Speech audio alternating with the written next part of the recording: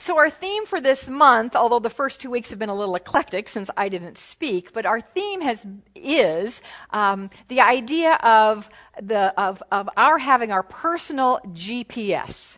Now, how many of you have a GPS, a global positioning system, in either your car or on your cell phone that you use on a regular basis? Yeah, good. Oh, not everybody though, but a lot of you have it. So you may not know this, but the GPS, the Global Positioning System, is a network of 24 satellites that are worldwide, and then they connect with radio stations here on Earth so that you can be pinpointed wherever you are, and when you plug in your destination, it can then take you wherever you want to go. Lonnie and I both have older cars and aren't all that tech savvy, so we don't have GPSs in our cars nor on our cell phone. There's only one phone between the two of us, and it's mine. He doesn't have one. So we don't have, and we never go anywhere anyway that we don't know where we're going. Our world exists within 25 miles of here, basically. And if we do go someplace that we don't know where we're going, we'll use the not quite as modern as a GPS system, but relatively modern technology of Google Maps, which usually, not always, but usually get you to the right place. We did have an experience once at about midnight driving into a very small town in Wisconsin. We were there for a wedding the next day. We drove in about midnight on a Sunday night. The town was completely asleep. And I'm navigating, given what Google Maps had told us to do. And I'm reading, okay, Lonnie, just go straight forward and the hotel should be right there. And he said, Michele, would you look up? And I looked up and we were facing a lake. So the Google Maps doesn't always quite work, but my point being is we don't have GPS systems in our cars. However, this last weekend when we were off, we were in San Diego, and we used a dear friend's car, Prius, which is a very fun car and cool car to drive, and she had a GPS. And we were pretty enthralled by it. We're like little kids learning something new. This is amazing. How does it know exactly where we are? And then it's telling us in 300 feet, you'll turn right. Now turn right. And, it was giving us advance warning and then telling us exactly where to go. And then if we made a mistake and we didn't quite follow directions, what does it say? Rerouting, recalculating. When you can safely make a U-turn. But it did that with no judgment. No shaming. You're like, you idiot, didn't you follow what I just told you what to do. Come on. No, wasn't any of that. It was just very nice. I do understand telling us that you probably know this, you can upload an app of Joan, you can buy a Joan Rivers voice on your Jeep, who would say things like, you stupid fool, didn't you know you should have turned. I don't think any of us want that. But this GPS was just very kind and nice and got us on our way. Isn't modern technology amazing? It really is. It is amazing. Let me tell you something else that is absolutely amazing. Ancient technology. Ancient technology is also amazing because we came pre-installed in us our own personal GPS. And I love it. After first service, Chaplain Tracy Rothstein, one of our animal chaplains, said to me, I think we should call it not our personal global positioning system, but our personal God positioning system. I'm like, oh, that's good. So thank you, Tracy, for that idea. We have been pre-installed with our own personal GPS.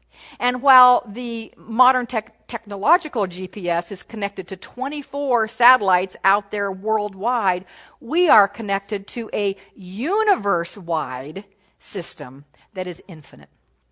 Because we are connected to a mind that is infinite. We are connected to that intelligence that always was, is, and always will be. Our founder, Ernest Holmes, said of this, perhaps the simplest way to state the proposition is to say that we are surrounded by a mind or intelligence that knows everything. That potential knowledge of all things exists in this mind.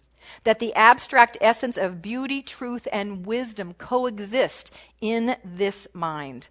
That we also exist in it and may draw from it.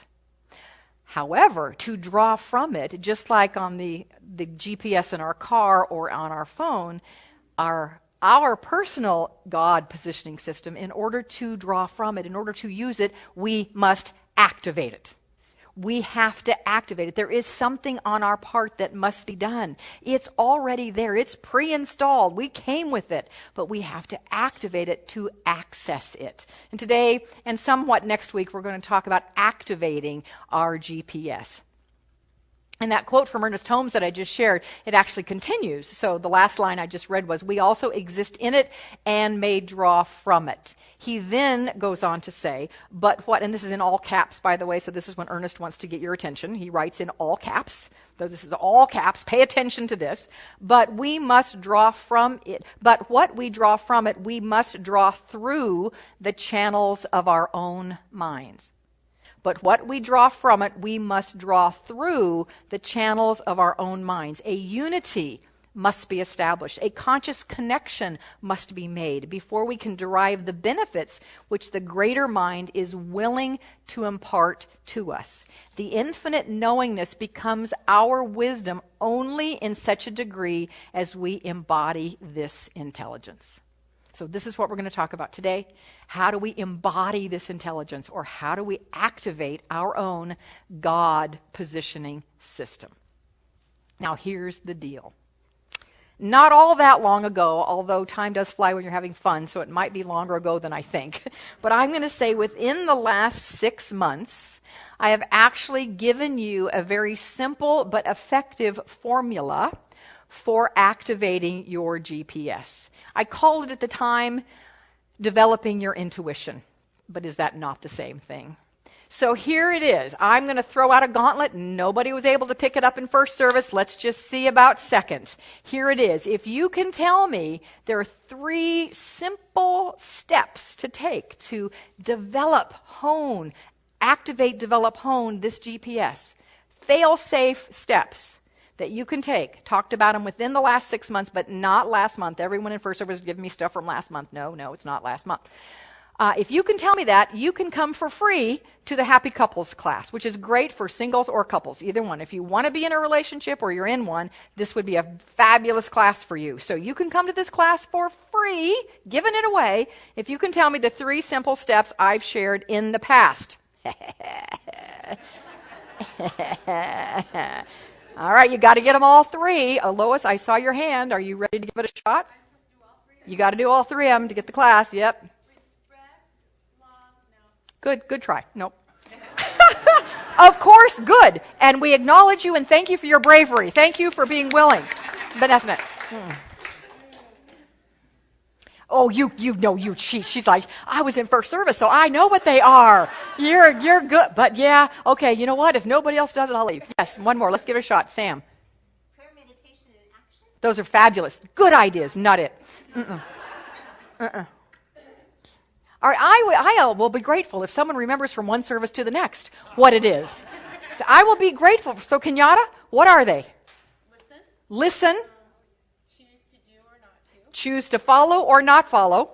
And observe what happens. Observe the results. You're in this class if you want to take it. It's Thursday night. All right. So, yeah, give her a hand. Absolutely. So what you have just told me here, by the way, is I can repeat the same thing every week and you won't know the difference. This is what once every couple months.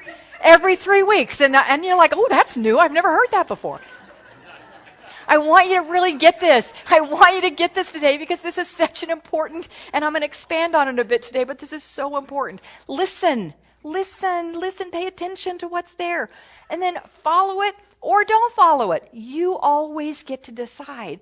But then observe what happens. That's going to help you know, was that the voice of the divine in me? Was that my GPS, my God positioning system, or something else? We'll talk more about how to even hone your listening. But when you look back, Steve Jobs in the beautiful commencement address he gave not too long before he passed away, he said, we can only connect the dots by looking back.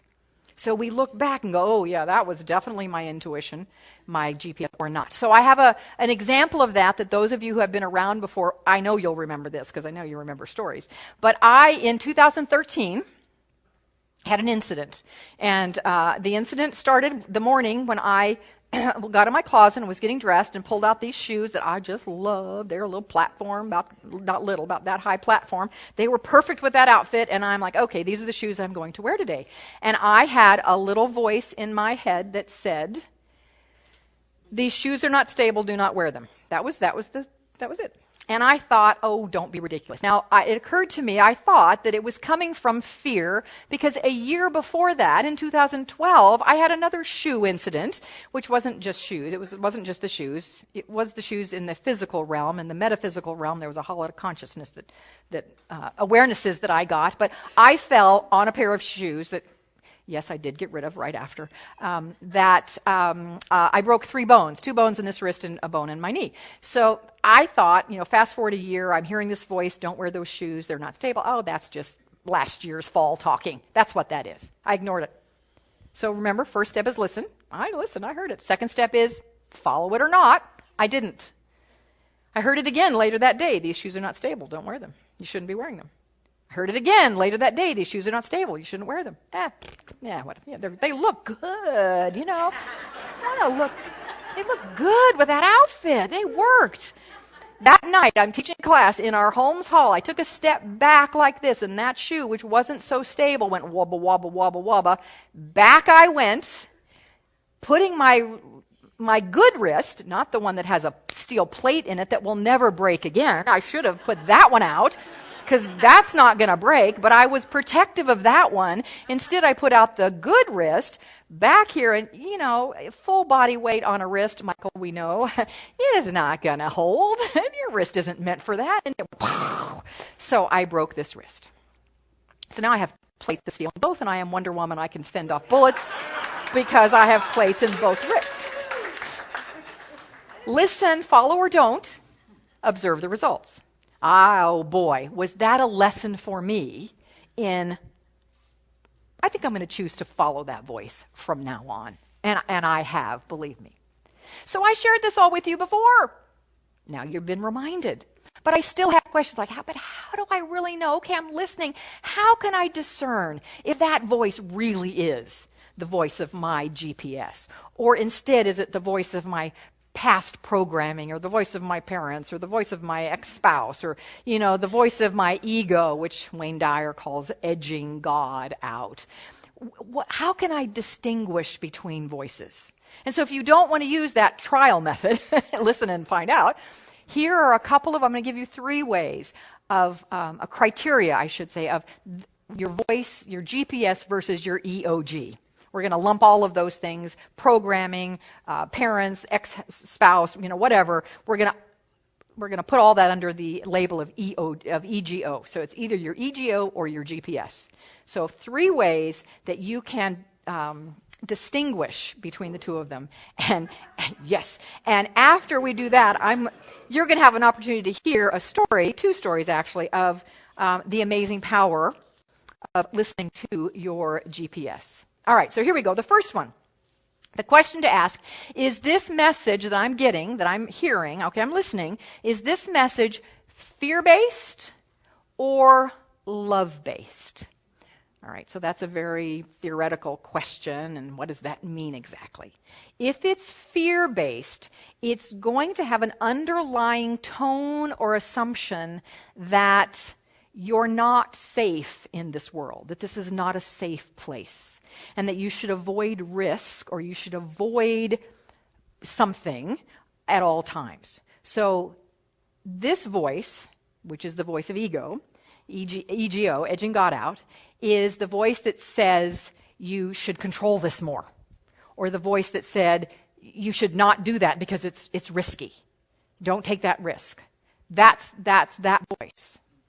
That voice is going to come with a feeling of, you know what you feel like when you're afraid. It's your stomach gets a little knots, your hands, right, get clammy, your heart might start to palpate. Whatever physical emotion comes up for you when you get afraid, I start to shake. I shiver it doesn't matter what the temperature is. If I'm afraid, my body will shake. I'll just shiver. So that's what and it may not be a drastic shiver, but you'll find little pieces of that if the voice you're hearing is coming from your ego. But if it's coming from your GPS, I will use the words of a great master teacher here, a great master teacher, one that I think we're all old enough to know. His name is Yoda. You know Yoda, yes? Yes. So Luke Skywalker is being trained by Yoda. And he says, how do I know what the right choice is to make? How do I know out of all the choices that I can possibly make, which one is aligned with the Force? And of course, the Force is another way of saying aligned with God, our divinity, our GPS, our God positioning system. How do I know? And Yoda said in his wonderful way, that which brings you peace and calm. Or probably he said, peace and calm, that's what brings you, yes? That was pretty good. That was not a bad Yoda. All right?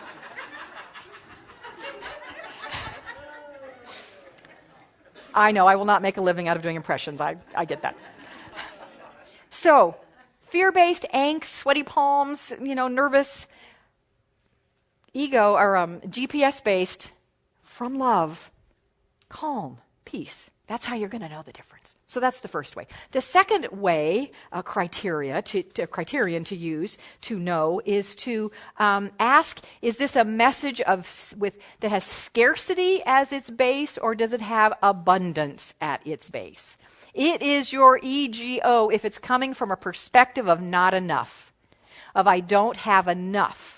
And so therefore, I've got to grab what I can get because there's a pie that's only this big and I got to get my share before somebody else does. I have to compete for what's out there and I've got to get it fast because, it's going to be gone if I don't get it.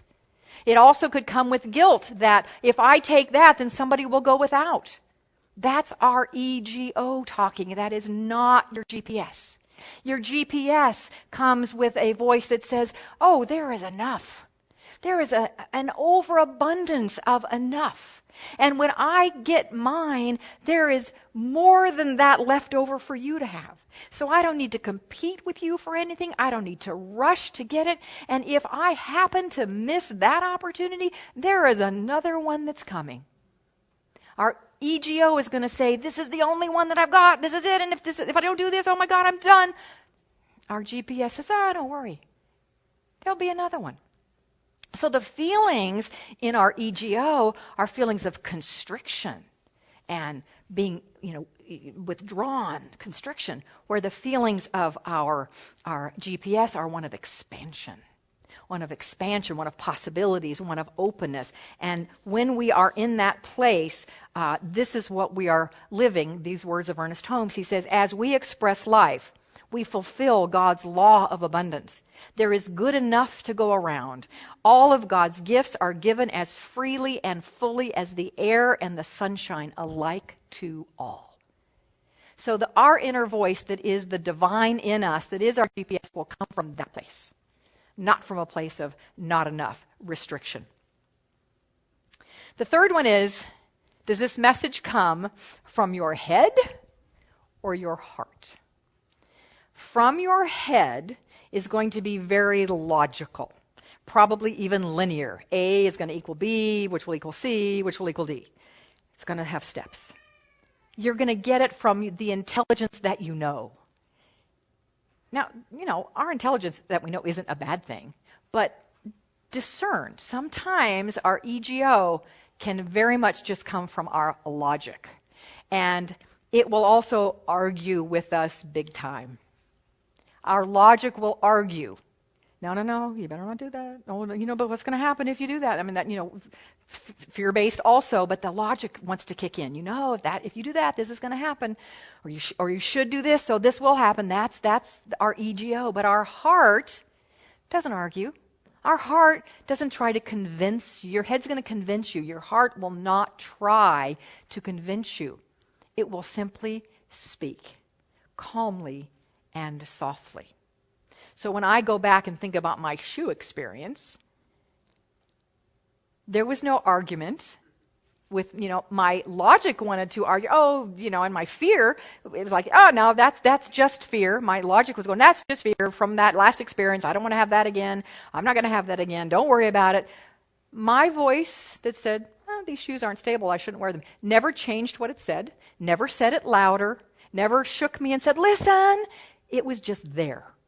It was just there. It was my heart that was speaking, not my head. So the feelings that come along with head and heart, well, actually, the head doesn't have much feeling.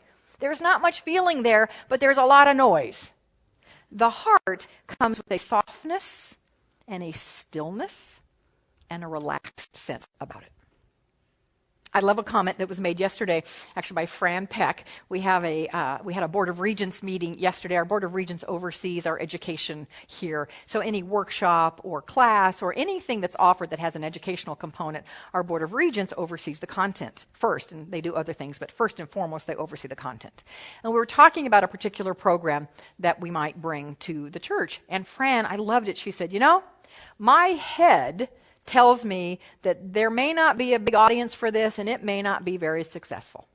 But my heart says we should offer it. And we're all like, oh yeah, we're going with the heart. We're going to do this. So we made that decision. But Fran didn't even know what I was going to talk about today. Fran's sitting in the back there. She didn't even know I was going to talk about this today. But that is what she said. I thought that's the perfect example of head versus heart. My logic says, this may not really work very well, not be that well attended, whatever. But my heart just says this would be the right thing for us to do. So 3 things: fear, love, scarcity, abundance, head, heart. Really all could be under the umbrella of, are we aligned with love? Are we aligning with love? If the message that you're hearing is aligned with love, which is expansion, which is abundance in form, which is safety, which is calm and peace, when we align with love and hear the voice that feels aligned with love, and everything that beautiful song Kenyatta sang about we can know. We can listen to that and go, okay, that is absolutely it, and so I will choose to follow it. Even if others kick and scream about it, even if it doesn't make any sense, I will follow it. And then in hindsight, you will put the dots together and you will see what a blessing it was. And as you do this more and more, you not only activate your GPS, but you strengthen it, you develop it so that you're even clearer the next time that, oh yeah, that's what this is. Mary Morrissey, who's a beautiful New Thought teacher, once wrote, calmly, clearly, and without judgment, our inner voice is always ready to help us move toward our highest good anytime we choose to listen. As we increasingly listen to and follow our inner guidance, we find ourselves navigated to our dream. You will be told very specifically, listen and you will be led. Remember, God can do for us only what God can do through us. Willingly follow your voice of God, even if you would rather sit home and fret. So I want to bring up now someone who didn't sit home and fret, but instead listened to the guidance and followed. And she's now going to tell you the putting the dots together story in hindsight of how that unfolded. And I'm going to bring up our most beloved Dr. Bobby Crotty. Come on up, Bobby.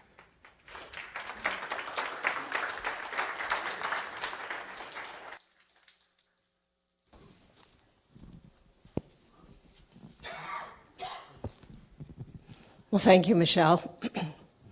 When last Thursday, Michele called me and asked me if I'd be willing to talk about my experiences with my intuition, I had to take a deep breath and go, I don't know if I can do this. This is so personal. And then the voice said, well, this is not about you.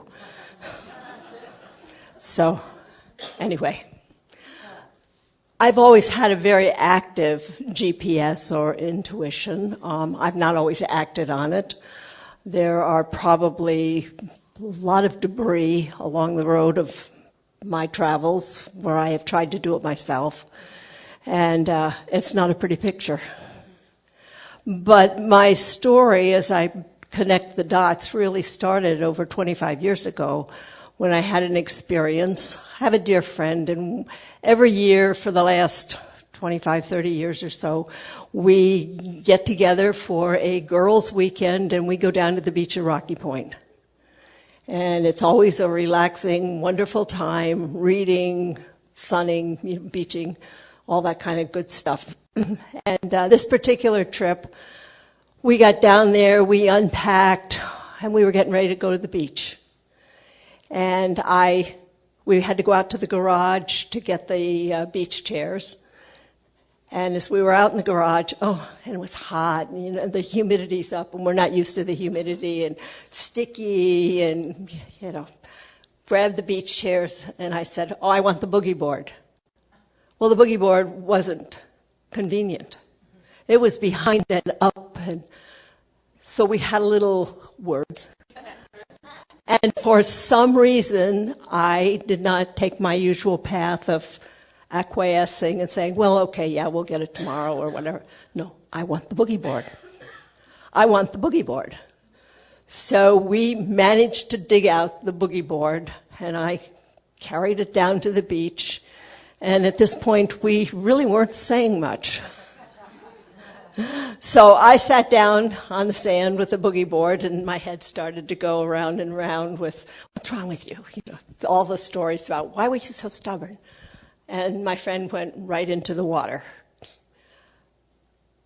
You have to remember that down where we were, there's no people. We were the only people on the beach.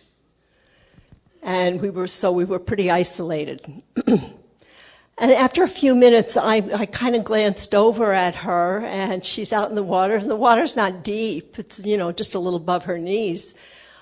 But she had kind of a funny expression on her face. And so I hollered out, are you okay? And she said, yeah. And I watched her for a few minutes, and something said, she's not okay. So I asked her again, are you okay? And she finally said, no. So I grabbed the boogie board and traipsed out into the water to reach her. I realized why she was not okay. There was a very, very strong undertow. She couldn't move. Not only that, she was caught in a riptide. So with the boogie board, I managed to get close enough, and really she was not all that far, maybe as far as Rick. And the water was shallow, but she couldn't move, and she was drifting.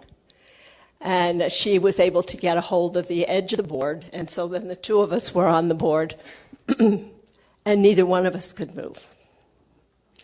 So we managed to maneuver that board so that we were both on the same side, and we could lift our feet up off the ground, and we could kind of kick and float, put our feet down, try to walk, kick and float, and try to walk.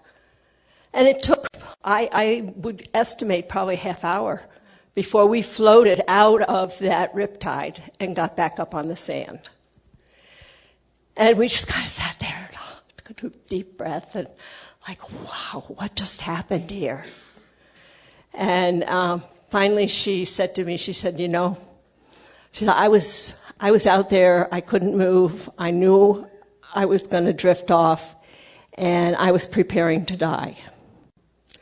And I didn't want to tell you because I knew you would come in the water, and I didn't want both of us to die. But the boogie board saved us. And working in unity together saved us. That story is like it happened yesterday. It was so potent. And I don't ever tell that story, really. So you're hearing it, probably even my family's hearing it for the first time. Because it's just very, I don't even know how to put it into words. It's really kind of sacred. So fast forward to April, end of April. And I'm laying in bed, getting ready to get up.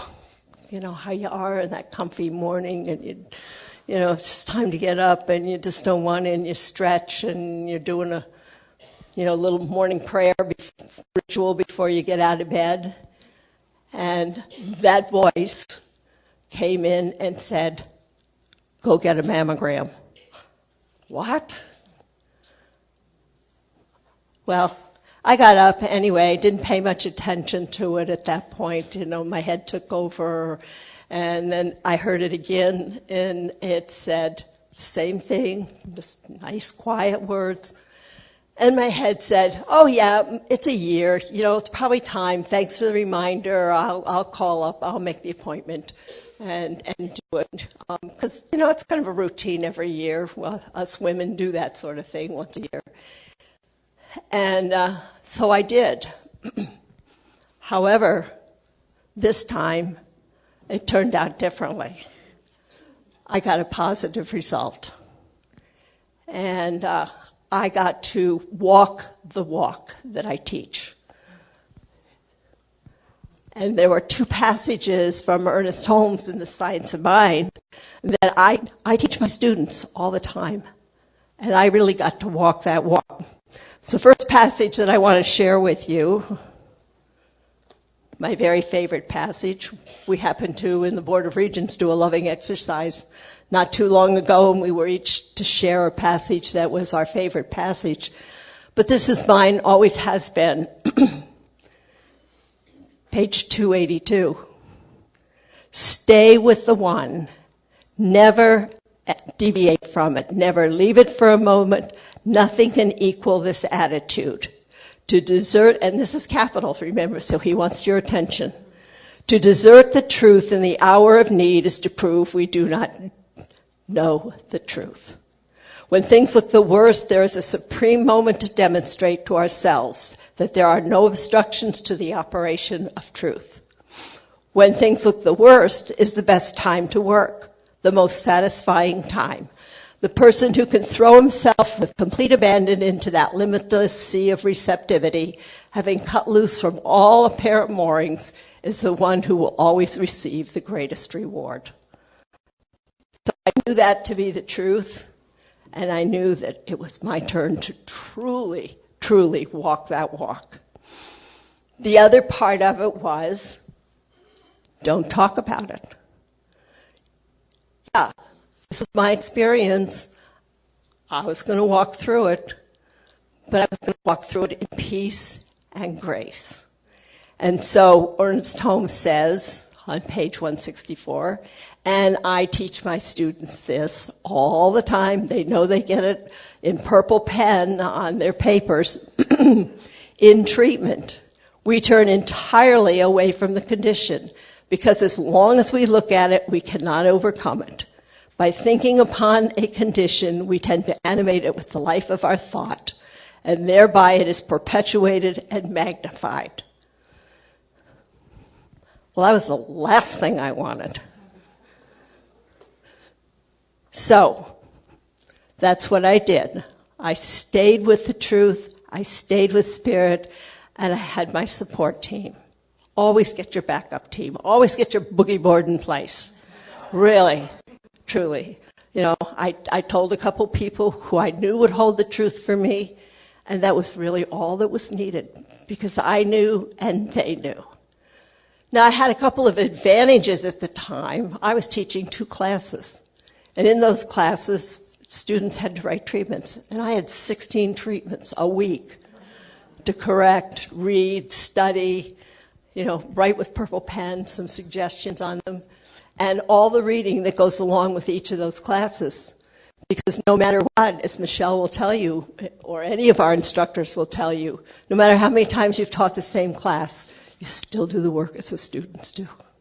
Because it's always different each time, and it cements it more inside you. So that's what I did. I had that, and one other thing. I went back to Rocky Point. It just so happened we were going to have a girls' weekend. And I was down in Rocky Point, and it was quiet, and watching the tide come in, I could feel this shift. I just knew. I knew it was done. I knew the work was done. I knew it was all taken care of. I had nothing to be concerned about. So, needless to say, how have I spent my summer? This has been my summer vacation, walking the walk. When I tell you that I know the truth, I know the truth. And today I can stand before you after 2 months and say, hey, it's done, it's healed, it's over. I'm a poster child. As my doctor said, you're a poster child for such rapid healing. Duh.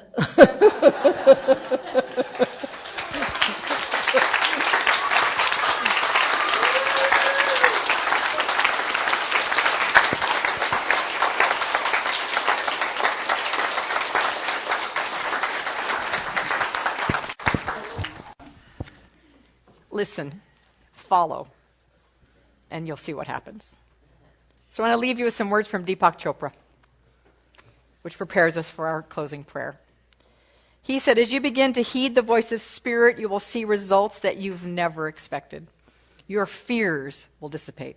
You will feel safe. You will feel loved. Spirit is gentle. It persuades by the softest touch. The message never gets louder, only clearer. If you have the slightest hint of communication from Spirit, then ask for clarification.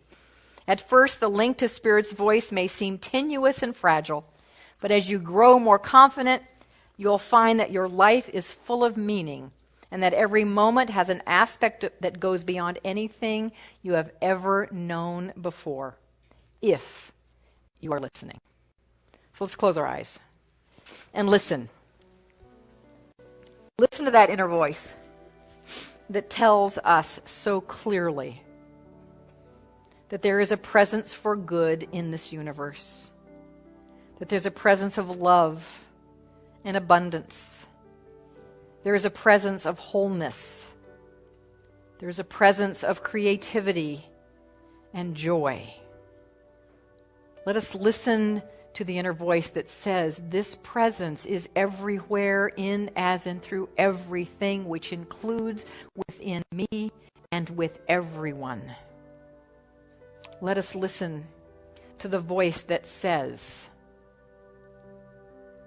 I am one with thee. Let us listen to the voice that knows that as we speak our word and claim our good, that there is an infinite law that simply says yes. And so I now, listening to that voice, speak my word into the law, knowing that it says yes for our highest good and for our heightened ability to listen, to follow that voice. That will never steer us wrong. It will always guide us, navigate us to our highest and best. So I accept and know for each of us that whatever the highest and best for us is right now in our unique situations, in our unique lives, that we are open and receptive to hearing the voice that guides us there, to following our God positioning system, to take us to that place, to take us from that place within us. I accept for us this to be so. And in that acceptance, there is great celebration, deep thanksgiving, deep knowing, and deep trust. So in that trust I release, in that trust I let go, in that trust I know that it is done. And so we simply say together, and so it is. Amen.